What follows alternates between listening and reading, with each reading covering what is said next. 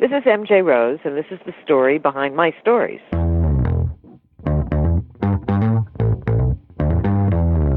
You're listening to the Author Stories Podcast, bringing you the story behind the stories and the storytellers. Margaret White, Terry Brooks, Sheena Kamal, Matthew Quick, JT Ellison, Walt D. Williams, Brad Ford, Corey Doctorow, Brandon Sanderson, Robin Mom, Ernest Klein, Jim Butcher, Sherwin Harris. Visit hankgarner.com for archives of all the shows. Today's guest is MJ Rose. Hey, thanks for tuning in to Author Stories. I am your host, Hank Garner. You can find all of the archives of the show at hankgarner.com. And while you're there, please click on the subscribe links over in the right-hand sidebar. You can subscribe on your Android phone, your iPhone, it's Stitcher Radio. Anywhere that you listen to podcasts, you can find Author Stories. We're also on YouTube. There's a link over in the right-hand sidebar as well. And you can subscribe there and never miss an episode. Today's episode is sponsored by the AIPP, the Association of Independent Publishing Professionals. If you are an indie author and you need to build a support team to help you format your book, edit your book, get a cover designed for your book, anything that an indie author needs to get their book out there, the AIPP has a member that can help you make your book, your product, the very best it can be. If you look in the show notes at the bottom of this episode, you'll find a link to the AIPP, or go to aipponline.org/members and browse through the member library and find the professional to fill out your team. Like I said, anything that you need to make your indie publishing journey a success, there's a member there to help. It's a very simple website, very easy to navigate through. Go check out aipponline.org/members today and fill out your indie author team. At the end of the show, be sure to stick around for an audiobook clip from Richard Gleaves, the Jason Crane series. Thanks for listening. He enlisted for the money. He stayed for the girl. Gateway to the Galaxy, the new series everyone is talking about, beginning with Book 1, Into the Breach. Frank and Marine Space Corps 1 find themselves across the galaxy in a WWE smackdown with the legions of a boss-level villain. But the party's just getting started. He donned the mantle of a celestial knight to impress a girl, well, an empress. Now destiny's calling in a debt. A lightning-paced military fantasy full of outlandish comedy and impossible situations that will have you hailing for these Marines from the get-go. For fans of Green Lantern and the Stargate universe, listen to what some readers are saying. This is good stuff. Thanks for the new obsession. I recommend and can't wait for the next book. And the visual pictures and action are amazing. They're getting the band back together. And this time, it's serious nonsense.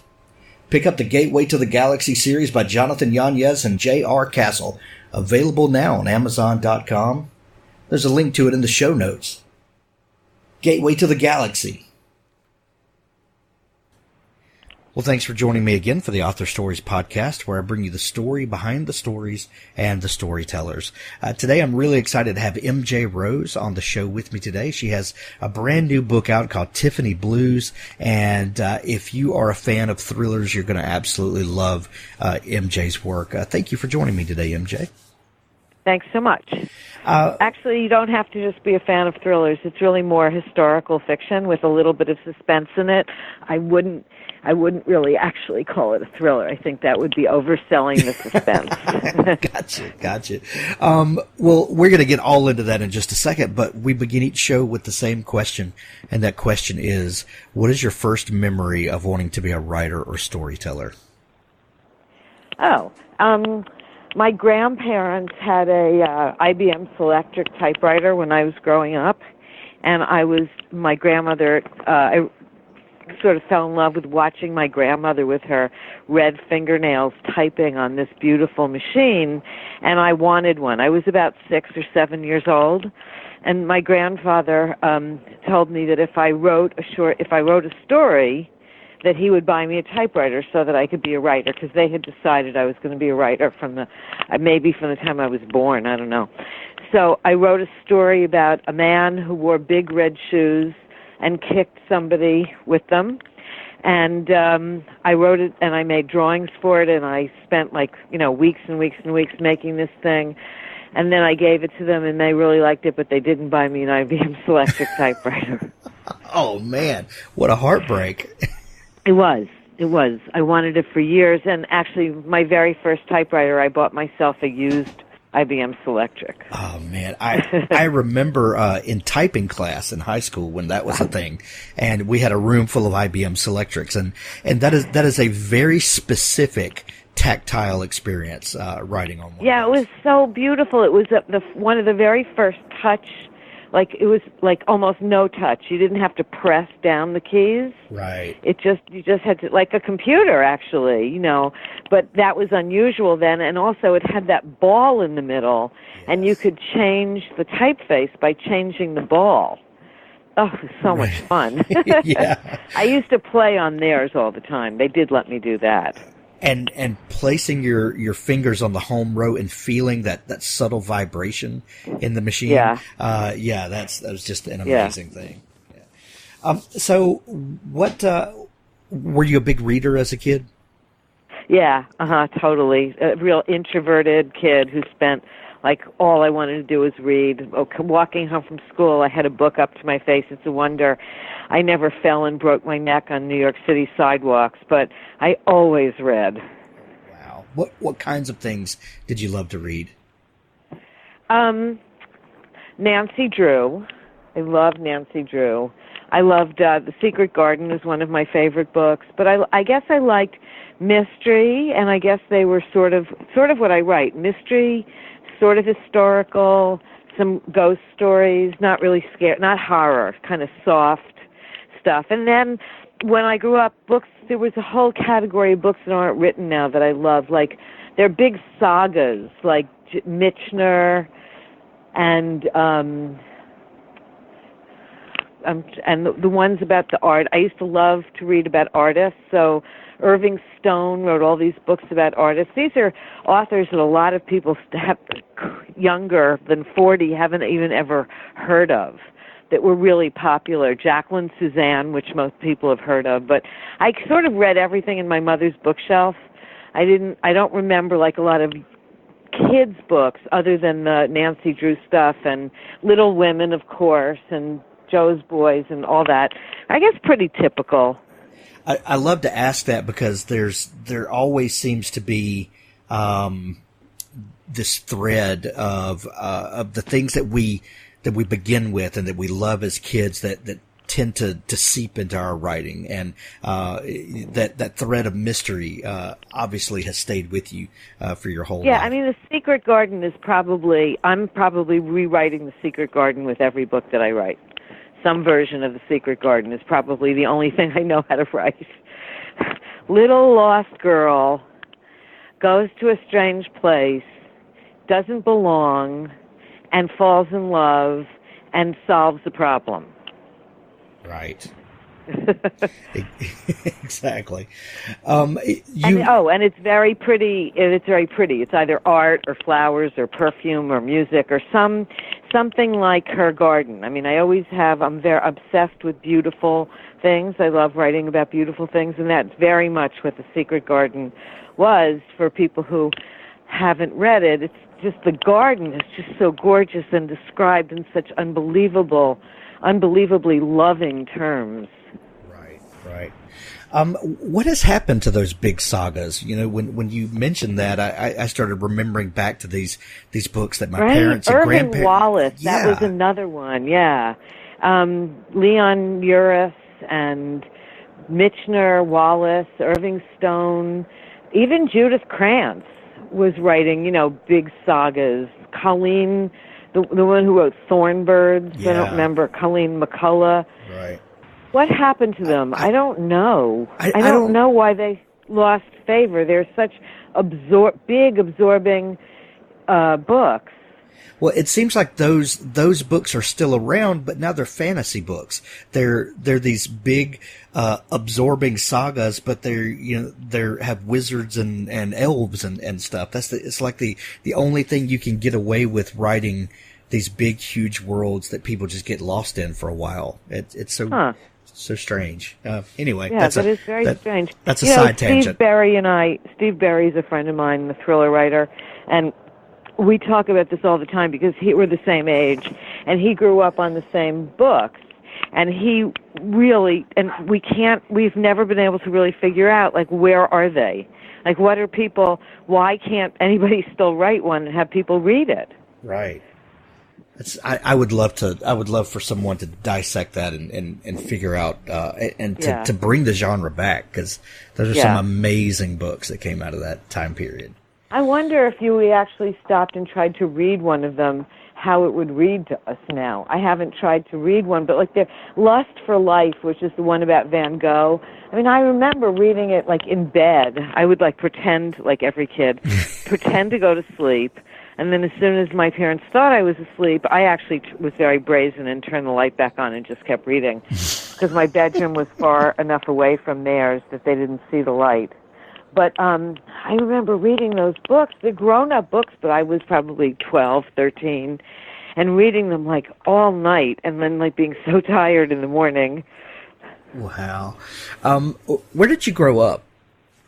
In New York City. Wow. And so you were the kid walking through the city, this massive city with a book in front of your face. Yeah. How do you feel like growing up there, and the experiences and the people and the places, do you feel like that they affect your writing at all? I'm always fascinated by how a sense of place tends to seep into the way we write, or maybe characters we come up with, or that there seems to be some connection there. Do you feel like there's a connection with New York and the way you write? Yeah. There in a couple of ways, some not so obvious, and some.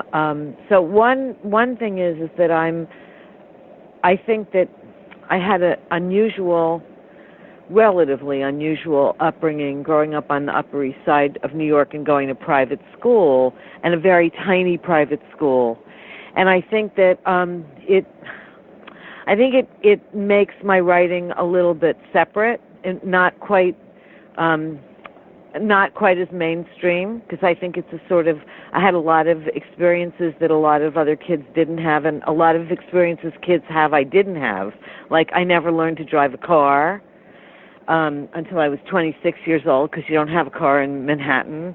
And we never played sports in a field. I mean, we're in a building, and we played volleyball on the roof of the building, and we had a gym. And sometimes we went to Central Park to play some sports, but it was an all-girls school. It wasn't really very sports-oriented. So there are a lot of things that I didn't get to see. You know, there was no neighborhood. There were no neighborhood kids. You didn't ride your bike on the street. That whole kind of thing is missing. So that's what's missing. And then I had a very I grew up across the street from the Metropolitan Museum of Art until I was 10 years old, and I went to the museum more than the playground. So that really informed me. I was around, my grandmother was an artist and my mother was a photographer, so I was around the whole art scene in New York my whole life. And so that definitely informs my books. And so does art and architecture, and a level of sophistication about products and experiences definitely inform my books, not necessarily to their benefit, because as I said, it makes them, they're not the typical, the average, nobody's average, but somebody who's not interested in that kind of, you know what, I'm not explaining it well, so I don't want to explain it. It's not a basis for something that's like everybody understands what you're talking about, or everybody's been through something like that. So I tend to write books that have subjects and topics and plots that people don't always relate to, but people who like reading books that they haven't lived love the books.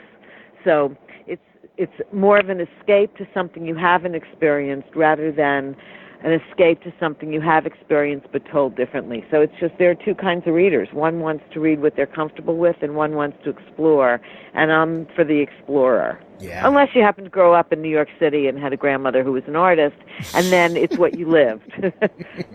Right. Having such a close connection to art and to the museum and I think you mentioned in your bio that you spent a lot of time in Central Park and the gardens and the tunnels. It seems like those experiences would really lend to someone being constantly intrigued by mystery, and that those things would come out in your writing. Art is well, it's very subjective, but we all approach this thing a lot of times that was painted or produced by someone who's long gone, and we'll never know what was in his or her mind, and it's a mystery, and we all get to unravel what we think about it. Does your love of art and those early experiences, do those feed into the kinds of stories that you come up with? Yeah, I think it's all connected. It's even bigger than that. So my great-grandmother was a self-proclaimed witch. Nice. And her husband was a Jewish, they were both Jewish, but he was a scholar of the Kabbalah, and the Kabbalah believes in reincarnation, and there's a lot of mysticism in the Kabbalah. So when you take mysticism in art in New York City and, dark tunnels and dark, scary streets. I mean, I grew up, in the 70s. We didn't go out at night because there was a heroin epidemic in New York, and we walked around with money as kids. We had two pockets, like in, your coat and everything. One pocket was mugging money, and one pocket was your keys, your bus pass, and your regular money. And that was so if you got approached in the street and somebody said, "Give me your money," they weren't killing people. They were just mugging them for drug money. So if somebody came up to you in the street, you just knew to give them your mugging money, which was like $1 in your right-hand pocket, as opposed to like maybe $3 and your bus pass and your keys in your left-hand pocket. So I think all of that combined so that I wound up writing darker novels about art and mysticism and artists and beauty. And yeah, I think it's very easy to trace back what I do based on how I grew up and what my influences were. Speaking of which, what was the first book that you wrote that got published? Well, the first book that I wrote that got published didn't get published as my first book. So my first book is called Lip Service, and it was actually my third book.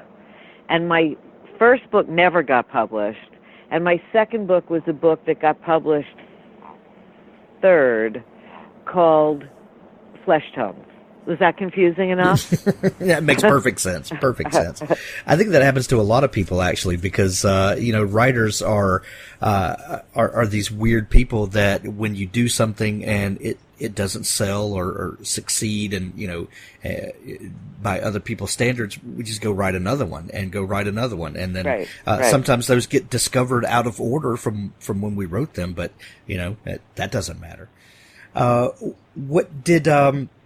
What was that first, those first couple of novels? How would you describe the genre? And how were you ever afraid that you were going to get labeled as a certain type of author?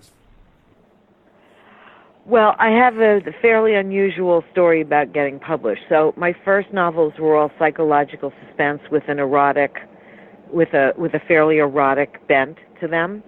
And I got an agent in 1994, but she couldn't sell my novels because all the publishers said that they were too erotic to be mainstream, but too mainstream to be erotic. They were too they were too literary to be mystery, but they were too mysterious to be literary. Oh my gosh. And I was getting these rave rejections. So I was in advertising at the time. I worked in advertising. I was creative director of a fairly large New York City ad agency. And I already knew about the internet and was experimenting with advertising on the internet by 96, I guess, or 97. So, but in 98, with all these rejections, by 98 there were rejections for 2 different books. So, and she was getting frustrated, and she was like, there's no place else I can take it, and I can't sell it to anybody. Can you sit down and write a book that's one genre? You know, pick either erotica or mystery or literary fiction and write one book that's one genre. Because there was no psychological suspense at the time. There was no category like that. So I started to write a 3rd book and realized it was the same as the other 2. It was a mix. I couldn't seem to just write one genre. So I decided to to go to Kinko's and make copies of the book and make an ebook, it wasn't called ebook at the time, make a PDF file of the book, and to do an experiment and take out ads, build a website for the book, and then take out ads for the book and prove and sell enough copies to show for her to take to publishers and say, you can market this genre, and this is how you do it. I wasn't intending to self-publish a book to get millions of readers or to break the system or to do anything like that. It was simply a marketing experiment that she could then take to publishers and say, this is the ad to use to sell this book. And the ad, I did all these tests, and the ad wound up being, can an erotic book be intelligent? And that was the ad. And the book was called Lip Service, and so I started doing it. And it was just a question of being in incredibly the right place at bizarrely the right time, because it became an internet sensation. And I made an ebook, and I printed books. I wound up selling over 3,000 books by myself in 98, 99.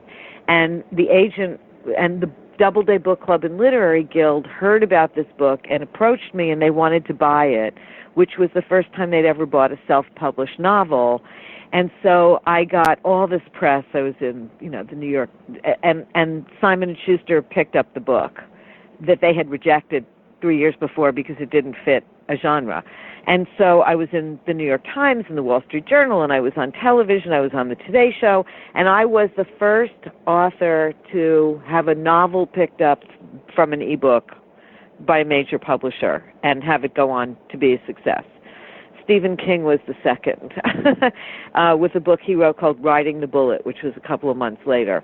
And Time magazine did an article where they called him the king of ebooks and me the queen. So the first 4 books were all that same. So that was how I got started, which was pretty unusual. And the first 4 books were all the first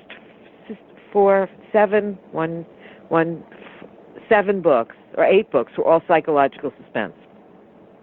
And I wasn't worried about being stuck in a genre because there really was no genre still like that. It was not until Gone Girl came out a couple of years ago that genre really took off. And they never did fit a genre. I still don't fit a genre. And it's been probably the biggest problem for my publishers that I've never been able to write coherently in one genre. And as a result, I've never worried about being pigeonholed because I've never been able to be pigeonholed. Right. And that is the frustration of a lot of writers, is that we need genre clarification for marketing, and you need to know what shelf to put something on in the bookstore, and all that's understandable from a marketing perspective, but life is not one single genre. We have mystery and suspense and romance and murder and all of this stuff that's all through life, and that's what we want. Right. Stories that connect us on multiple levels, because that's right. The kind of people we are. Right. And that is a right. Frustration. I always said, when discussing this, I also always say, when I grew up, there were good books, and there were bad books, and there were mysteries, and there were romances, and there was science fiction. And that's it. Right. There wasn't separate historical fiction. There wasn't separate books that had psychological suspense in them. All those books were a mixture of all those things. So I didn't grow up thinking, other than writing a straight mystery like an Agatha Christie or a romance like a Nora Roberts, there weren't genres. So I didn't grow up with them, and I didn't think that way, and I still don't. I mean, I still am very frustrated, as you said, by need public, and I do understand from marketing. I'm a marketing expert. I understand the need to put it in a genre, but readers don't think that way, and readers are genre-proof. I mean, you can sell Gone Girl to somebody who's only read Harry Potter, and there's no problem. Right. Exactly. You are a founding member of the International Thriller Writers. How did that come about? Well, that actually fits well into the genre conversation. The Mystery Writers of America had over the years been very narrow in their acceptance of what mysteries were, rightfully so. Mysteries were mysteries. It was a whodunit. And there was a big organization, Mystery Writers of America, that still exists, and it's a wonderful organization. A lot of us who didn't fit in that genre, who didn't write whodunits, but certainly had mystery in their books or had thrilling aspects in their books, were frustrated that we didn't fit into MWA. We felt like a bunch of misfits. And so we had a meeting at a mystery convention that we all were at called BoucherCon in 2004. Gail Lynns and David Morrell, who was the father of Rambo, he wrote Rambo, among a million other things. We all had this meeting. There were like 40 people in a room discussing, was there space for a new kind of writers group where everybody would be included if what you wrote was thrilling, and we wouldn't have there wouldn't be confinements to what that meant. If you thought your book fit a thriller genre, you could put your book in there. And now, so I'm wary still of being called a thriller writer, because to the reader, what a thriller writer means is a lot more of a hardcore book than what I think of myself as. But anyway, so there were 40 of us, and we decided that there was room for another organization, especially because what we wanted to do was promote our books in the category rather than just give awards. We do give awards, but MWA isn't about promoting the books, or at least it wasn't then. And so we formed this organization, and David Morrell and Gail Lynns and Tess Gerritsen, Lee Child, me, and David Dunn, and I have this awful feeling I'm forgetting somebody, were the founders of the organization. And after a year, we had our first convention called Thriller Fest in Phoenix, Arizona in 2005. And the organization's really thriving, and we have over, I think, almost 4,000 members across the globe. And it sort of is, if you write something that you think is thrilling and that you think belongs, you're included. And there are no dues for any of the members. We fund the organization out of the events and the books that are written for the organization. They run Thriller School, an online school for people who want to take master classes with major authors online, and that's what it is. Nice. So all of that brings us to your new book, Tiffany Blues. You said in the beginning, because I've always thought of you as a thriller writer, and I think that umbrella, and the way you put it is perfect, but I think that umbrella is big enough to fit a lot of subgenre, and a lot of writers that write things that maybe are not Lee Child, but anyway. Yeah. But you said that you weren't necessarily that kind of writer, and this book is different from that. How would you describe Tiffany Blues, and what's the setup for the book? Yeah, so I just should say the first 7, 8, the first 10 of my books really are more traditional thrillers in whichever way that you look at them. And then I started with, I guess 7 books ago, there's less of that murder, killing, search, threat, but anyway. So Tiffany Blues is, it takes place in 1924. The setup is that Louis Comfort Tiffany, who's the son of the man who created Tiffany's, the store that is now all over the world, but was originally just in New York City. Louis Comfort Tiffany ran the store and was one of the people who took it from being a fabulous store to an even more fabulous store. He was also the father of all the stained glass. When you think of Tiffany stained glass, that was all done under him, and Tiffany windows, and that was all part of what he's given to the art world. So he built one of the most enormous, expensive mansions ever built in 1902 in Long Island, in a town called Laurelton, which was sort of very close to where Great Gatsby would have been if Great Gatsby was real. And Tiffany built this mansion that today would have cost $52 million on 600 acres of land overlooking the Long Island Sound. And it was a magnificent showpiece of all of his art, stained glass talent, and his collections, because he collected all different kinds of art his whole life. And in 1918, he decided to take the stables and some of the grounds and open up an art colony for artists to come every summer for 2 sessions, 8 weeks each. Not young artists, not old artists, but people that were already working as artists, as like a respite for them to re-engage with nature and spend, time away from the cities where they labored. And he died in 1933. The art colony was still very much going. And in 1940, and then the World War II started. And after World War II, there just wasn't the funds or the attention and the people to keep the art colony going. And the art colony closed, and the family started selling off the land. And I'm almost done with this. In 1951, a couple named Johnston bought the main house and the acres surrounding it, and never moved in and never renovated it. And in 1957, it burned down to the ground. It burned for 5 days, and it was the largest fire they'd ever had in Long Island. They were pumping water up from the Long Island Sound to try to contain it. Firemen had come from 5 towns around it, and it took 5 days to get rid of it.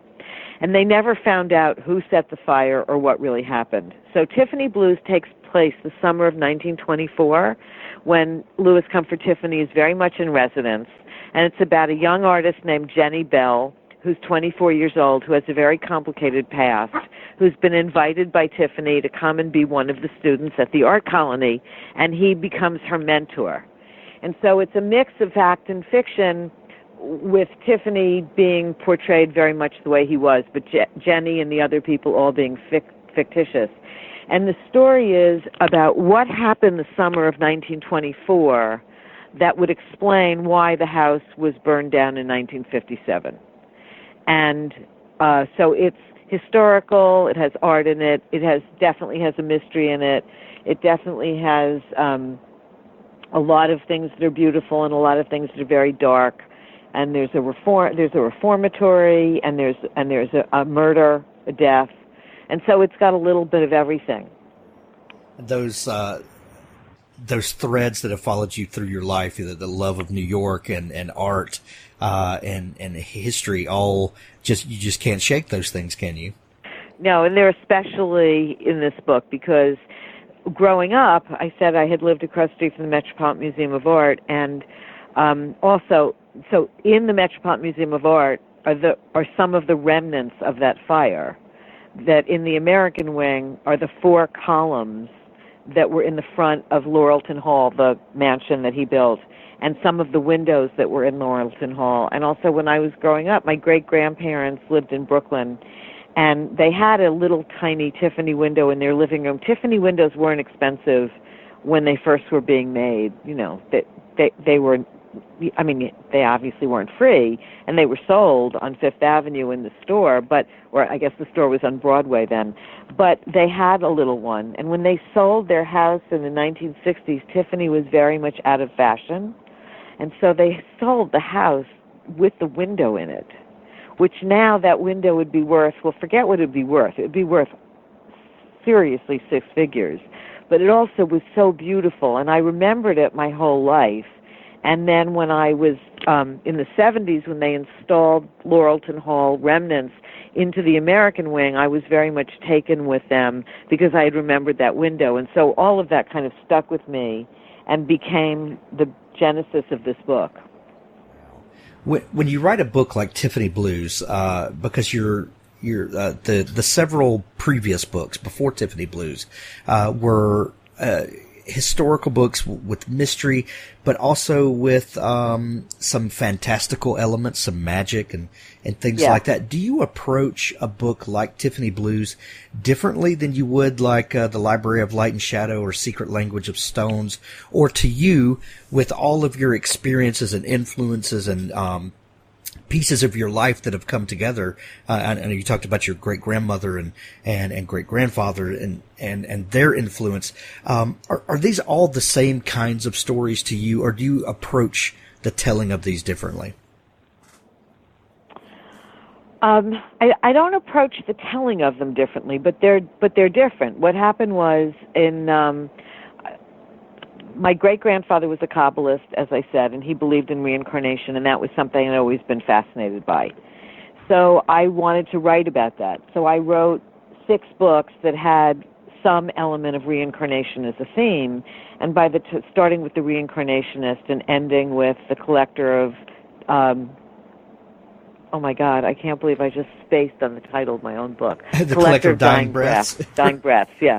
And then I kind of felt I had explored reincarnation. It was just, okay, I wanted to do something else. And oddly, the thing I wanted to do was explore my great-grandmother's witchery, because that had always been something really fascinating to me. And so I wrote 3 books about a family of witches.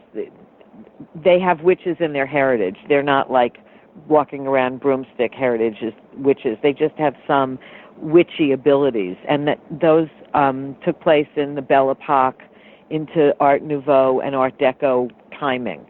And there are 3 of those. And when I got finished with the 3rd one of those, or when I was writing the 3rd one of those, I knew that I was done exploring, at least for a while, the world of the occult.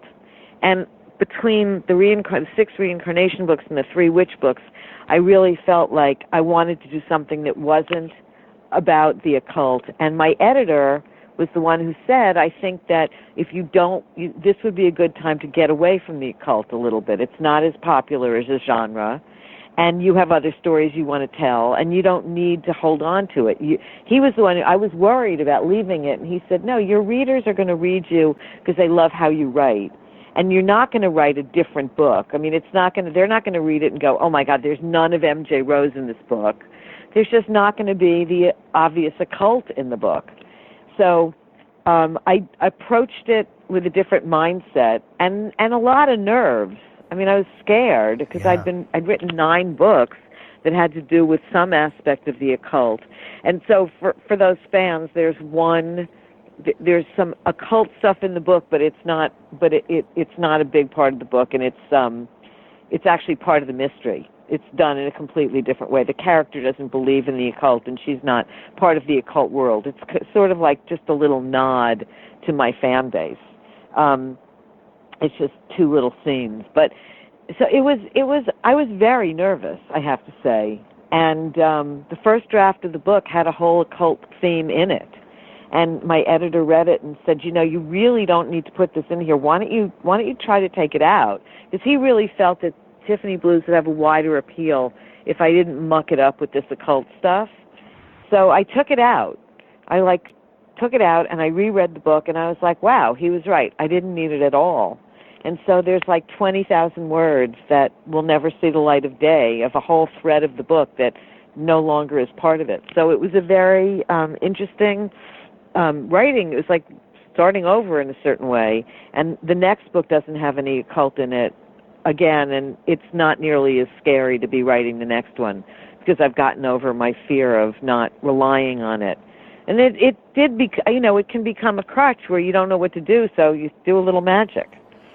Well, I really want to read those 20,000 words now, but I think a lot of authors deal with that, is that we get comfortable in that genre, and the tropes are easy at hand because you're comfortable there. Readers that don't have to do any work, they just kind of fall into a story because they know what to expect from you.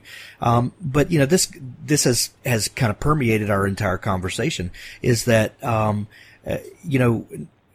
we don't live in one place in life, and I think a lot of people are terrified that readers won't follow them to the new genre. But Tiffany Blues is getting rave reviews. I love it. It's a fantastic book.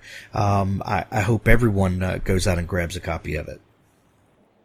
Oh, thank you so much. I really appreciate that.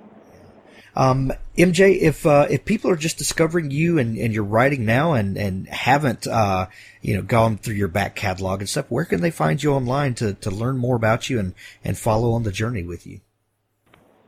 Really complicated website, mjrose.com. Excellent. When this show airs, Tiffany Blues will be on sale everywhere. Kindle, hard copy. There's a hardcover. There's links to it in the show notes. If it's also going to release on audiobook, and if you would like to have Tiffany Blues on audiobook, you can get that free by signing up for a free trial of Audible at audibletrial.com/Hank. There's a link to it in the show notes as well. MJ, thank you so much for taking time to come on the show with me today. Oh, it was really fun. Thank you so much for having me. Thanks for listening to the Author Stories podcast. For more great author interviews like this one, go to hankgarner.com and dig through the archives. There's something there I know you'll love. Now stay tuned for a special audio clip from Richard Gleaves' The Jason Crane series. Jason Crane knelt before the grave of his great-great-great-grandmother with onion skin paper in his left hand and a stick of charcoal in his right. The paper rippled in the wind, threatening to twist and tear over the cemetery wall like an escaping ghost. He frowned and pressed it flush against the stone, pinning it at top with his palm and at bottom with his knee. He was a thin boy, bony as a grasshopper kneeling in a field. He wore his auburn hair short on the sides and tangled on top. He pushed it out of his eyes now, smudging his forehead, and went to work. He fanned the charcoal back and forth, bearing down to capture the design above the name, Scales of Justice, proclaiming the judgment of the dead. His grandmother had taught him to read such symbols: the sunflower of adoration, the cedar of consecration, the crown, the cypress, a frog for worldly pleasures, and a butterfly for the freeing of the spirit. He'd seen them all in the past 2 weeks. The headstone to his left bore an image of the raven, guardian of the cemetery. Letters shone through, finally, white against black. Annabel Crane, beloved wife of Absalom, mother of Jesse, born August 15th, 1822, called to God August 1st, 1856. Jason stood, rolled the paper, and tucked it into a cardboard tube, careful not to smear the imprint. He lingered, though, leaning against the battered walnut tree, brushing at his blue jeans, enjoying a brief escape from his grandmother's lecturing and the barking of her small black poodle, named Charlie, though it was female. The tiny cemetery perched on a hill overlooking Bridgeport, Connecticut. Once it must have been a beautiful place to be buried, but Bridgeport had sprawled and suburbs had engulfed the area. Bulldozers had burgled away half the hill so that the former crest was now a cliff, leaving the cemetery situated precariously near an 8-foot plunge down to Chopsy Hill Drive. Above Jason's head, the walnut tree raised thin arms in sad, leafless benediction. 17 graves huddled in rows, herded by a faithful border fence. The weeds grew lushly, overtaking the headstones. No groundskeeper had visited this place in a long time, but a stained mattress lay in the mud, and someone had gang-tagged the marble of the single vault, someone named Naldi, apparently, who smoked Marlboro Lights and mistook the broken bird bath for an ashtray.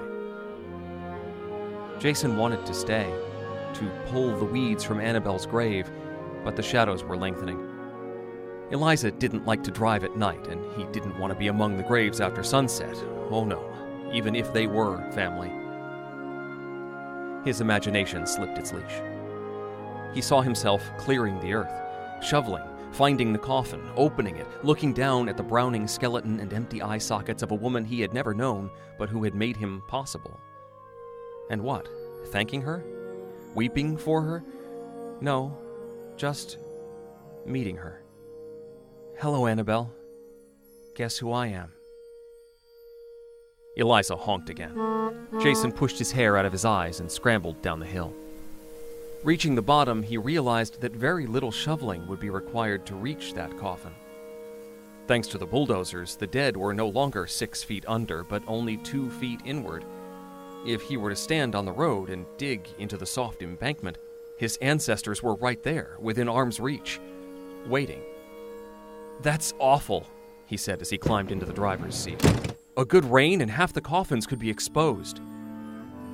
"Won't ever happen," said his grandmother. "A coffin from the 1850s is wood. It's all rotted through now. She'll stay put. The dead always stay put." They drove on. The cemetery on the hill dwindled in his side mirror. She'll stay put. The dead always stay put. The thought did not make him feel better. He suspected it might not be true. A dozen yards farther on, they pulled into a parking lot and ordered sandwiches from a strip mall Subway.